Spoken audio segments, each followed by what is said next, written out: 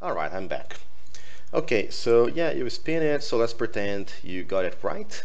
So let's just cheat and pretend that our bet wasn't here, and now this lamp turns on, indicating that we won. So basically, we can have a dropper here to give out the prize. And I didn't make this by myself. Well, I had some help. I think it was the CJ Mart guys. And this is a Connect 4 game. It looks really good. Look at the decoration. Judy helped me with the decoration. Look at the redstone. It's massive. Just massive. This was the first version, and despite all the redstone, it's not even that advanced. So, for instance, it doesn't have the preview feature, so I currently don't know who is next to play. And you would have to come in here, and if you play white, just click white, and then it will do this. And then now it's black's turn, so if you play black, then you put this in here. But uh, yeah. After this, I made this second one, which I called some people from SciCraft to help me record. And as you can see, this is pretty much half the size of the first prototype, so this is really cool. And underneath everything in here, I have an extra little display here that tells whose turn it is, and all the buttons are in here, so you can keep looking at the display while choosing where to place your next piece. And it changes turns automatically, so yeah, it is a lot more compact, and it does a lot more automatically. So for instance, let's try to place a piece right at that corner. So place a piece there. Alright, so we place it across. So next turn is going to be this guy. And if I press the same button again, doesn't matter, it automatically switches to the other type of piece. And then it doesn't have wind detection though. It's something that I can add in the future, but not for now. But yeah, I'm really proud of this. Oh, there's a ghast somewhere around here. There's also a tic-tac-toe somewhere nearby, I think there. But this one is not the latest version. The latest version is actually totally pistonless. This is the second version. And the first version is down there. You can see it here. It's also very big. The cells are all 5 by 5, and then we draw the symbols inside it. And as you can see back there, the cells are now 3 by 3, very densely packed, and it switches turn automatically. It is spam proof. Wow, so much noise from here, and it's completely silent except for this piston, which is something that I fix, and you can see this in my video. So let me do a quick demonstration. Yeah, if I press, for instance, this button in the middle, it's going to place something there. And now I can press this other button, it will switch to the other person automatically. If I press the same button again, it will just ignore it. So yeah, it's consistent. So now I can place another piece in here. Yeah, it switches automatically. I can reset the board in here. Yeah, and it also doesn't have the... yeah, this button is not actually hooked up to anything. As you can see here, I changed things around here, so I guess I need to place a block here or something. Yeah, for this to reset. This was the old prototype. I don't think I have the newest one on this server anymore. Yeah, but it's very compact for what it does, considering the consistency check and everything else.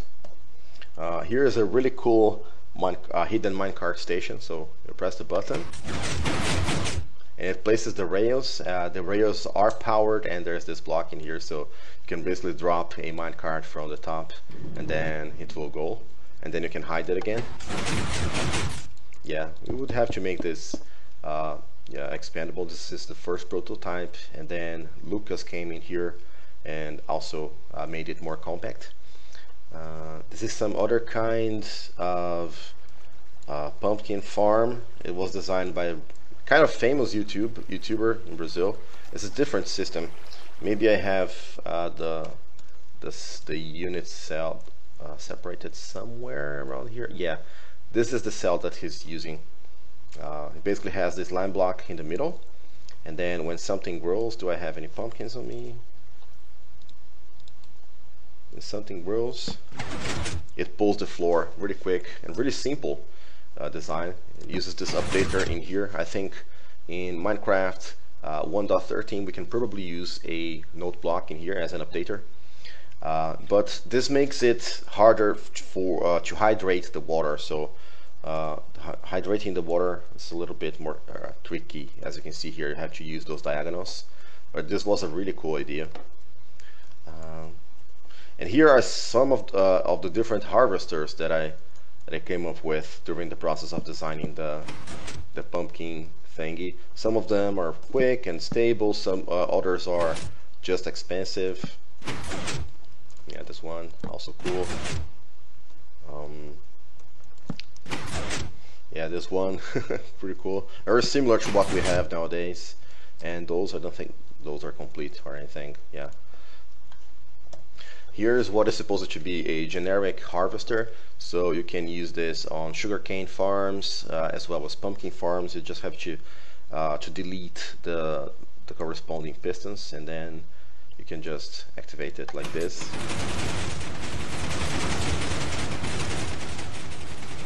And yeah, you can watch it from above. Yeah, this is of course optional, but it just looks like one of those snake games. Yeah, and we use the open fence gates trick in here so the items don't fly out. Here's a 4x4 lamp door or lamp vault door, and this is how it looks on the side, but on the opposite side it can look like that. So let's unlock it from this side, and it has an unusual piston layout. Like this wouldn't work everywhere, because a piston underneath the piston behind this block would get butted by this redstone block. So what I do here is I actually use only one piston, and then I slide the entire thing. Maybe you will be able to see this. Yeah, so when you open it, it gets slid down in there.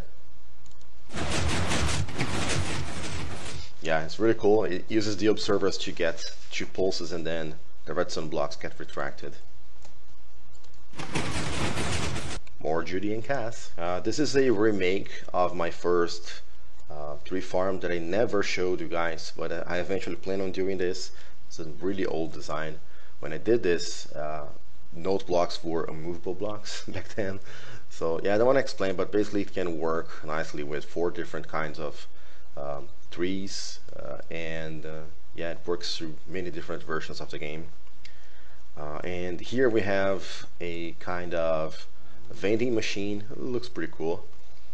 Do I have any diamonds in here? No. So yeah, I can basically place 1 diamond in here, and then I can choose any item like this, for instance, and then it's going to charge me, and in the same little slot it's going to place whatever I tried to buy.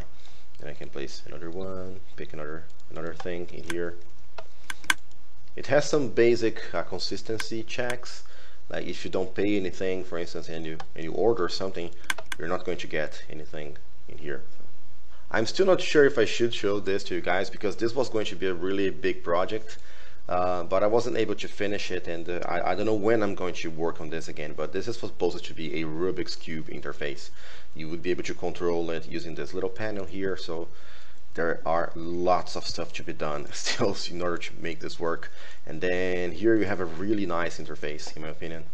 And basically you have double extenders in here, which would pull these blocks, and then they would all be inside of piston tapes in here. So I've got the horizontal piston tapes working already, but then you also need to rotate it vertically. So, and yeah, and I'm still debating if I should make the piston tape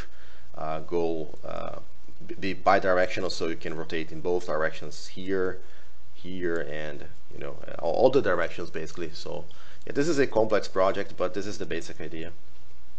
This messy spaghetti wiring here is something actually very interesting, but unfortunately I don't remember how to activate it. But the reason why it's kind of complex is because it does lots of stuff, and it works pretty much like a washing machine cycle. So this is a flower farm, and down here we have a few dispensers with bone meal. Yeah. And then it does a cycle where it plants the bone meal and then fires water from the top, pretty much like the sugarcane farm that I demonstrated to you guys sometime in this same video. So you can see here the same setup here with the piston being powered and then sending the short pole. So it harvests, it destroys flowers for a long time, but not long enough for the seeds to despawn or the flowers to despawn. So after a while, the cycle keeps going. So from time to time, this timer will pulse this little ROM memory in here, and it will do different things. So at some point, it will turn off all the water, and it will turn on water, I think, on specific sides. So I think it turns on this line in here, and there's still another side that gets turned on. I don't really know. I don't really remember how. But then basically it turns on only this row of dispensers, and the water washes all the flowers to this side, and then they get inside the hoppers. And then after a little while, the cycle continues. The water gets retracted, and then it starts another cycle of harvesting the flowers. So yeah, cycles like a washing machine. It's a really cool project, but I never finished it and made proper redstone for it. This is yet another concept for flower farms. And basically what I'm trying to achieve with these designs is to be able to cover a really large area. And in this case, what I used is a simple system with those minecarts in here, and they just go through the rails, and then because those are detector rails, they're able to power the pistons on top of them, and then the grass lifts. And yeah, it's all experimental, guys. So fire the bone meal dispensers, and then make the cars go, and then collect everything. Can I activate this? Actually, I don't know. Will this work? Yeah, this is how this works. Not very efficient, but yeah, gotta try different designs, right? But it's cool how the flowers get moved forward.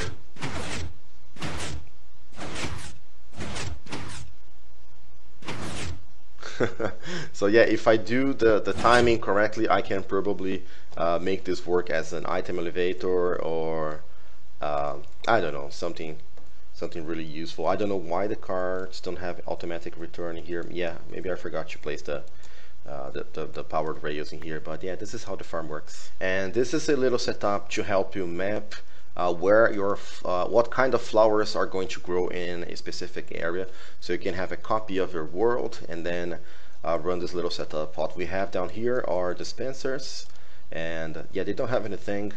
And I use command blocks to do the mapping. Those are the commands. Basically, there are armor stands inside the redstone blocks in there, and yeah, the redstone blocks get replaced in there, and then we get to map this thing. Let me try to fire this again. So it will clear the entire thing, and then it will regrow all the flowers. And then, you know, those dispensers are going to be fired randomly because I used this for a really large project, and I had to account for lag issues as well. This is why I don't try to activate all the dispensers at the same time. Yeah, here are some houses, so we can take a little break from all the redstone stuff. They were built by Judy. She likes to do the interior as well, and I really like the building side of the server. So a few years ago, I had a server where we had both redstoners and builders, and it was an amazing server, a really great project that I had with Sabrina Hats. The entire server ran on command blocks, and it was pretty amazing, guys. And I really wish I could do the server again, something like that, because I really like to have builders around, because sometimes when you can hop on when you can hop back on a server and see beautiful things built instead of just you know, machines everywhere, it's really nice, guys, trust me. And there's this other house. Yeah. So many ideas. And yeah, you can see the structure blocks, because sometimes we copy things from the server, and then I send those to people so they can use those in single player. Here is a clock that is flat with the wall, So when you press the button, this thing changes. So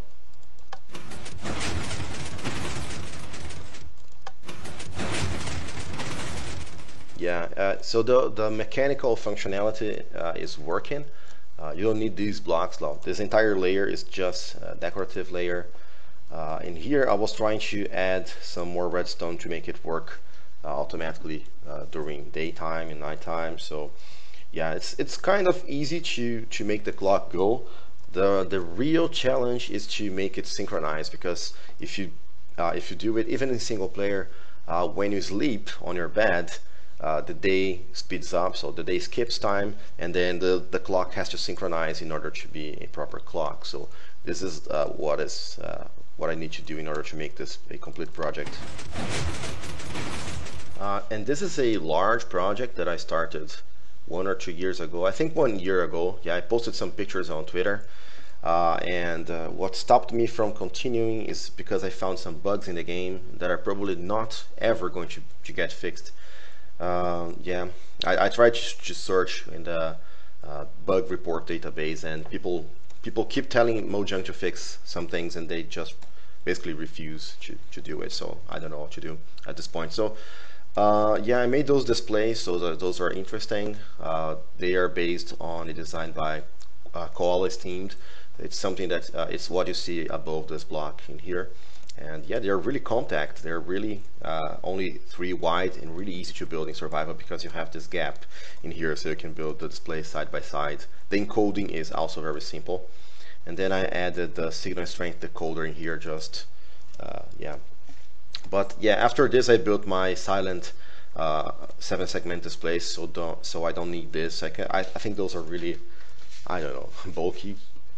And the idea with this panel is you can type a kind of login and password combination in here. So for instance, you'd have let's say a bank account that's going to be a specific number, so you could type the number in here. It's really massive because it's a prototype, so 1 and whatever number this is. So as you can see, it shifts automatically. So I am account number 18, so now I have to input the password, so I can start placing this. Those lamps would turn on to represent it, but basically you can see that the number is stored in here. And this works as the backspace, so the memory sends the information that tells the cell to delete the information. So you can see that those 2 cells are populated and being displayed in here.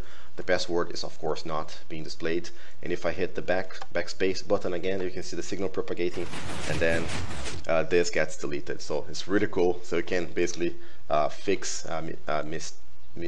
typos, yeah, mistakes that you do with your keyboard. Here's yet another 7-segment display using the same concept, really old design as well. So this is a 0. You have to power this again so they retract.